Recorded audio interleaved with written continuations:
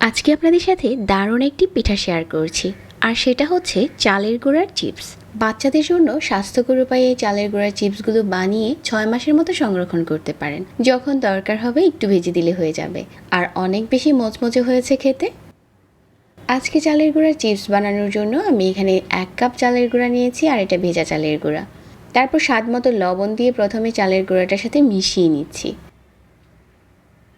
সিদ্ধ চালের গুঁড়া দিয়ে বানাচ্ছি, তবে এক রেসিপিতে আপনারা চাইলে আতপ চালের গুঁড়া দিয়েও বানাতে পারেন। তারপর একদম ফোটানো গরম পানি দিয়ে অল্প অল্প করে মিশিয়ে নিচ্ছি, আর এখানে একটা আমি গোলা মাখিয়ে নিচ্ছি।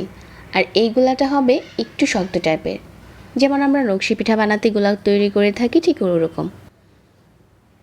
গোলাটা করা হয়ে গেছে। তারপর এখান থেকে ছোট ছোট ডো নিয়ে এরকম লম্বা করে রোলের মতো বানিয়ে নিচ্ছি। সবগুলো রোল যখন বানানো হয়ে গেছে, তারপর হচ্ছে চুলায় একটা প্যান বসিয়ে দিয়েছি, আর পর্যাপ্ত পরিমাণের পানি দিয়েছি, আর এই পানির উপরে অল্প একটু ফুড কালার দিয়েছি, যাতে পিঠার সাইডে একটু কালার আসে। তো পানিটা যখন ফুটতে শুরু করেছে, ঠিক ওই পর্যায়ে হচ্ছে সবগুলো রোল হচ্ছে দিয়ে দিচ্ছি এখানে, আর ভালো করে সিদ্ধ করে নিচ্ছি। আপনারা চাইলে স্ট্রেনারে দিয়েও সিদ্ধ করতে পারেন, আবার কেউ চাইলে কালারটা স্কিপ করতে পারেন, সাদা করেও বানাতে পারেন, তবে কালারটা দিলে দেখতে একটু সুন্দর লাগে। এখন হচ্ছে এগুলো পানি থেকে উঠিয়ে ভালো করে ধুয়ে তারপর হচ্ছে ঠান্ডা করে নিয়েছি, আর একটা ছুরি দিয়ে কেটে নিচ্ছি। চালের গুঁড়ার এই চিপসগুলো আমি খুব ভালো কাটতে পারি না, ছুরি দিয়ে কাটলে একটু মোটা হয়, তবে বটি দিয়ে কাটলে বেশি ভালো হয়। আজকের পিঠাগুলো কাটতে হেল্প করেছিল আমার মা। মায়ের হাতের এই চালের গুঁড়ার চিপসটা কাটা অনেক পাতলা হয়। ভালো করে সবগুলো কাটা হয়ে গেছে, আর যতটা পাতলা করে ছড়িয়ে দিবেন তত তাড়াতাড়ি শুকিয়ে যাবে। এই পিঠাগুলো এখন রোদে শুকিয়ে নিচ্ছি। 2 থেকে 3 দিনের মধ্যে ভালো করেই শুকিয়ে যায়।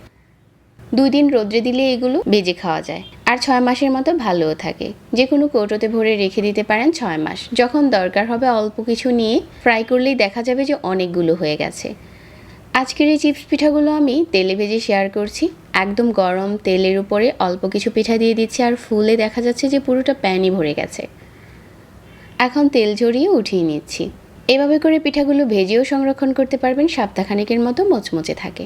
স্বাস্থ্যকর উপায়ে এই চালের চিপসটা নিজে বাসায় তৈরি করতে পারেন। সহজ রেসিপিতে চেষ্টা করি প্রতিটা রেসিপি শেয়ার করতে। আশা করছি আমার আজকের এই চালের চিপসের রেসিপি সবার কাছে ভালো লেগেছে। এরকম আরও নতুন রেসিপি পেতে চাইলে পেজ ফলো করবেন, আর আমাদের চ্যানেল সাবস্ক্রাইব করে রাখবেন। সবাইকে ধন্যবাদ জানিয়ে আজকে এখানেই বিদায় নিচ্ছি। আল্লাহ হাফেজ।